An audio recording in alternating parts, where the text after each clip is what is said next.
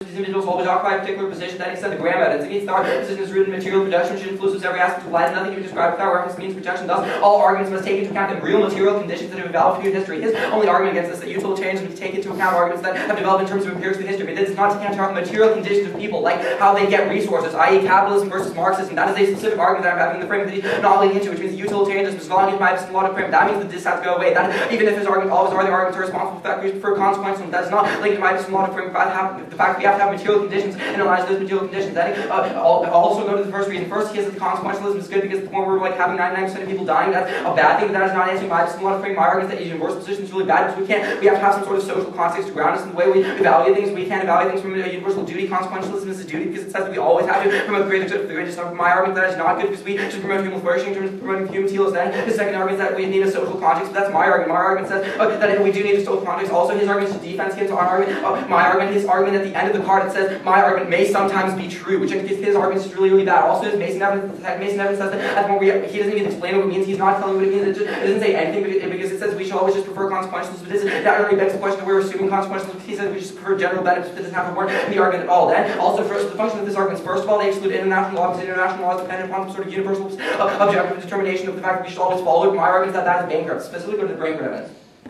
Extend the break evidence that needs to be sort of the real life experience of people and things primitive condition necessary for individual flourishing rather than insisting on obedience to duties because duties are abstracted towards real conditions. That takes out first international law because it says the international law says that it's a universal duty, we have to follow that. Also takes out consequential says it's a universal duty, we have to follow that. He's just not responding to the my argument. Then the last answer he has to the AC is about how healing should human flourishing because when people die that's bad for human flourishing. But go to the Kane evidence. Extend Kane evidence indicates the goal of ethics shape the empirical world and which allows universal human common aims and utilitarianism is bad because it's not about whether or not we allow people to pursue about allowing people to pursue their ends however they wish, which means that bad consequences are still not bad consequences are relevant. Extend the standard of promotion and flourishing and extend the oppression is the antithesis of freedom that's the role of society rejects social arrangements, which is not meaning a strong link to rejecting oppression under my standard, even though the consequentials of oppression is the worst form of gold. Then extend the Wayne analysis that he's not responding to the ideological oppression, the worst type of oppression because as Aaron explains, mass making oppression taking place, which means the ideological oppression is the only type of oppression that is relevant in my argument. He says that human flourishing isn't causing people dying. Dying is not. It's first of all an individual action, which means it's not relevant in terms of my frame. And second of all, it's not related to ideological oppression, which is not related to capitalism or since Marxism.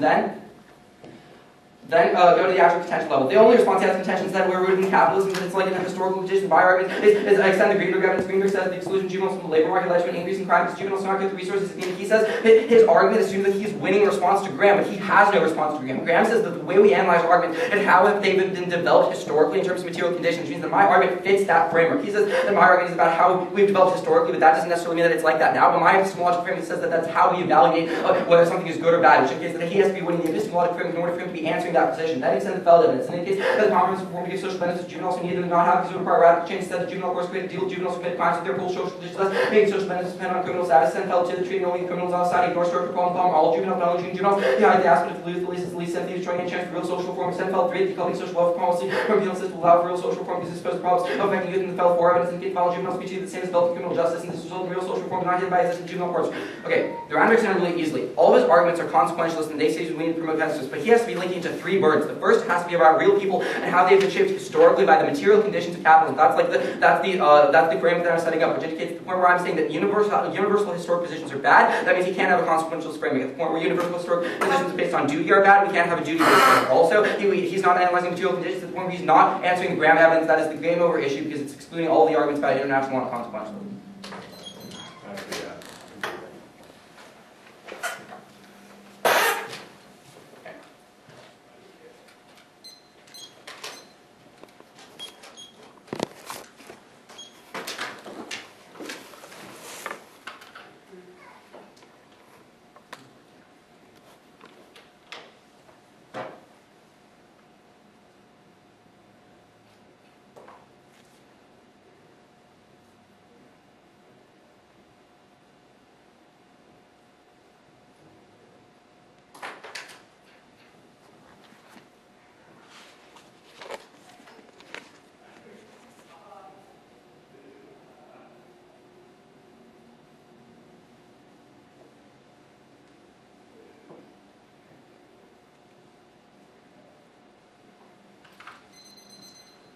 Okay, it's going to be cord plug and then the AC.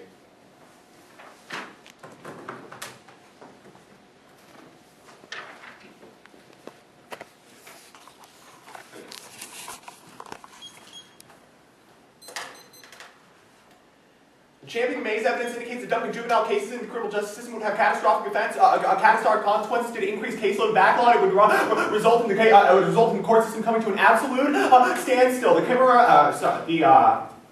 The Bassler evidence indicates that high caseloads would devastate judicial legitimacy and independence, and that's modeled globally. That's the Nicholson 98 evidence. The impact is extinction. The Lee evidence indicates that independent judiciaries are key to enforcing the ESA, which is key to preserving crops like corn, wheat, and rice, which sustain the human environment.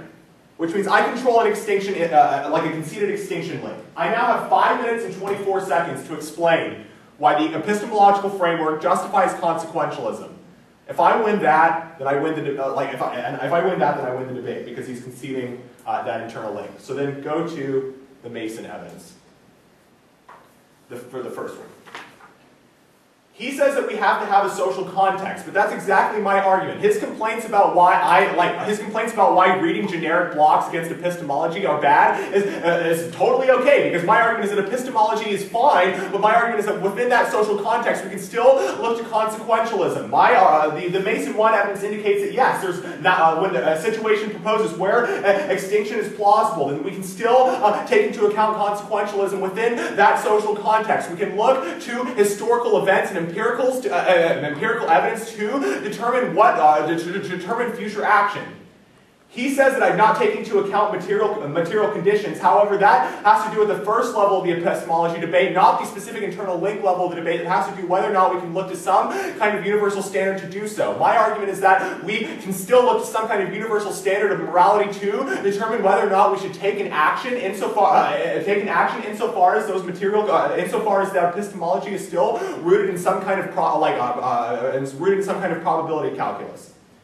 His response to the second piece of Mason evidence says, yes, that's my argument, which is exactly my argument.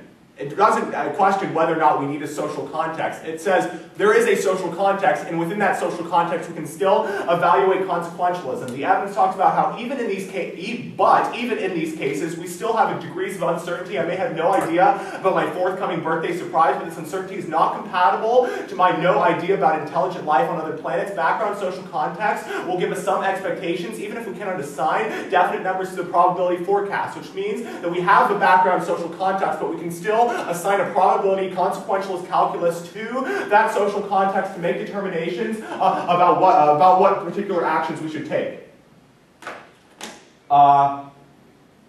Then go down to the argument where it says I link to the standard.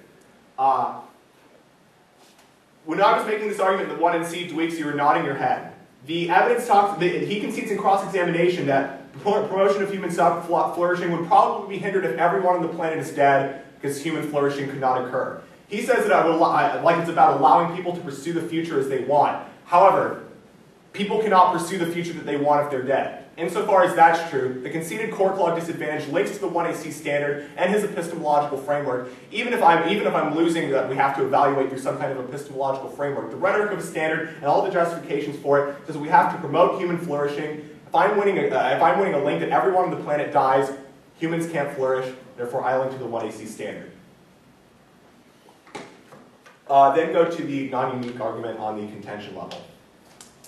He says that it assumes that I'm winning in response to Graham. However, that's not true, because my argument is that even if the original juvenile justice system was rooted within capitalism, the new juvenile justice system that has changed significantly since it was first established in 1809, or whenever his evidence talks about it was established, is not rooted in capitalism, or he's not reading a piece of evidence that says it was rooted in capitalism. All the evidence that he's talking about is historical in context. It says that it was established because of capitalism, but it does not say that ultimately questioning that establishment is what would change, or sorry, questioning that establishment is what would be the key internal link to promoting the human flourishing of juveniles.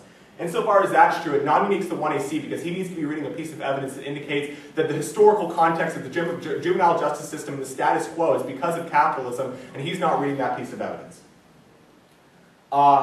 So here's, again, how the route breaks down. We can still look to some kind of epistemology, and we can still have a background social context. But that background social context still has to take into account some kind of probability calculus. He says that we have to take into account material conditions as well. But my